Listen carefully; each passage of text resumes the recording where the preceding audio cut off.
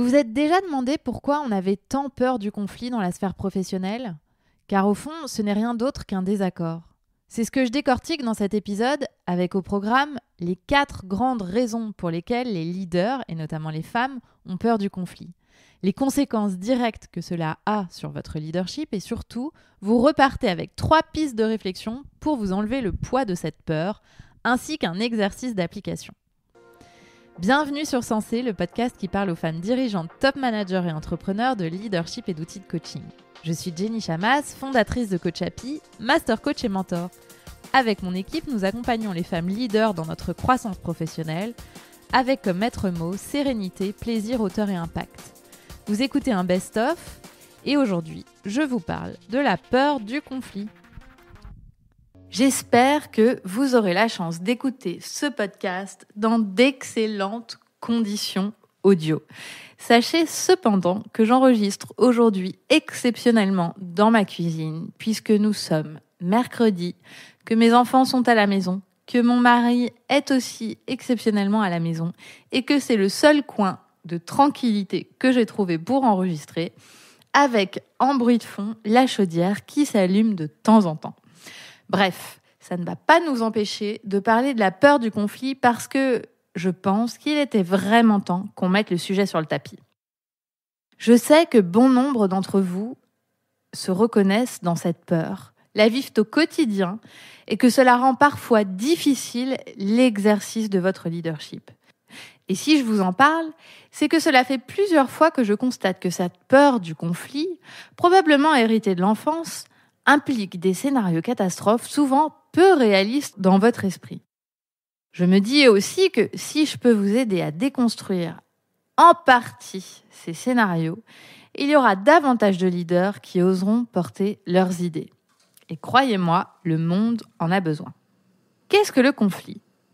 La première chose, et c'est essentiel avant de démarrer, c'est de définir la notion de conflit.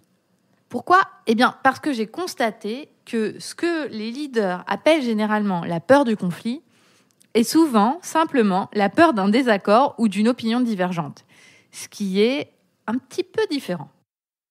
Un conflit, c'est une rencontre d'éléments, de sentiments contraires qui s'opposent. C'est une confrontation entre des personnes qui, dans le cadre professionnel, opposent leurs idées. Quand on parle de conflit, on pense à un combat, à une bataille, un contentieux, une contestation. On y associe souvent des émotions fortes, comme la colère, l'agitation, l'agressivité, l'animosité, l'emportement. Alors, j'ai distingué 4 raisons pour lesquelles les leaders ont peur du conflit. La première, c'est une peur héritée de l'enfance. Si vous vivez cette peur parfois incontrôlable, la première chose, c'est de comprendre que vous n'y êtes pour rien à la base. C'est sans doute une peur héritée de l'enfance, parce qu'à l'époque, votre cerveau a trouvé que c'était le meilleur moyen de vous protéger que de vous faire penser que le conflit était une chose à éviter à tout prix. D'ailleurs, on peut le remercier d'avoir pris soin de vous. Cette pensée, elle vous a sans doute été utile jusqu'à présent. Le problème, c'est que dans l'environnement de travail, et notamment si vous leadez un business ou vous dirigez une équipe, cette pensée peut vous desservir. Ce qui vous faisait peur enfant n'a peut-être plus lieu d'être aujourd'hui. Le conflit que vous imaginez se produire est dans de nombreux cas imaginaire, car en réalité, il prendrait sans doute simplement la forme d'un désaccord. La deuxième raison pour laquelle les leaders ont peur du conflit, c'est la confusion entre le désaccord et le conflit. En réalité, il y a souvent confusion entre les deux termes. Un raccourci dans le cerveau qui édicte que s'il y a divergence d'opinion, alors il y a forcément conflit. Or, ce n'est pas nécessairement le cas. Pour qu'un désaccord devienne un conflit, il y a plusieurs étapes, et notamment le passage par une réaction émotionnelle forte chez les protagonistes. Tous les désaccords ne se transforment pas en conflit. Et pourtant, la majeure partie des leaders qui me parlent de leur peur du conflit n'arrivent presque jamais au stade d'un désaccord. Elles ne sont pas d'accord dans leur esprit, mais le manifestent rarement. Donc il n'y a pas de conflit puisqu'il n'y a même pas ouvertement divergence d'opinion. En fait, on ne sait pas vraiment ce qui se serait passé si elles avaient osé donner leur opinion divergente. La troisième raison qui crée cette peur du conflit, c'est la peur de ne pas savoir gérer le conflit. En fait, la peur principale réside dans la peur de vos propres émotions et de faire face à une situation qui vous semble incontrôlable. Les émotions fortes que vous pourriez ressentir, la peur, la colère, l'agitation, peuvent avoir 2 conséquences si vous y réagissez sans les accueillir. La première conséquence, ça pourrait être la paralysie, ne plus savoir quoi faire, ne plus savoir quoi dire, ne plus savoir comment gérer la situation et avoir le sentiment d'être impuissante et de perdre le contrôle. L'autre réaction pourrait être une réaction disproportionnée. Réagir à votre colère, à votre sentiment d'injustice et déborder du cadre du professionnalisme, par exemple en criant, en claquant une porte, en envoyant un mail sous le coup de vos émotions. Bref, ce qui vous effraie, ce n'est pas le conflit lui-même, mais c'est la conséquence du conflit, la conséquence émotionnelle. En bref, vos émotions vous font peur. Et puis, il y a une 4e peur, c'est l'inquiétude de ne pas avoir assez de répartie. Vous avez peur de ne pas savoir quoi dire ou comment réagir et de manquer de répartie. Vous vous focalisez sur ce que les autres penseraient de vous dans un cas comme celui-ci. Et donc, vous évitez à tout prix la situation potentielle de conflit. Vous avez peur de ne pas être reconnu comme une leader dans une situation de conflit, donc vous préférez vous retirer de la situation avant même qu'elle se produise. Vous avez le sentiment qu'il y aura forcément un gagnant et un perdant. Et comme vous avez peur de perdre, eh bien, vous préférez ne rien dire. Mais je vais vous dire un truc. La répartie, ça s'apprend. C'est une compétence qui se développe. Et oui, je vous le promets. Alors, explorons ensemble les conséquences de cette peur du conflit sur l'exercice de votre leadership. Je dois vous avouer que la peur du conflit limite le plein exercice de votre leadership et limite également votre potentiel à vous développer. En réalité, cela rend plus difficile le fait de porter et de vendre vos idées, car lorsque vos idées vont à contre-courant, vous redoutez les conséquences conflictuelles. Vous taisez alors toutes vos bonnes idées. Et je pense aussi à toutes les leaders qui sont au potentiel, les zèbres comme on les appelle, et à toutes vos idées qui sont bien souvent brillantes et pas toujours en ligne avec ce que tout le monde pense, puisque vous avez un train d'avance.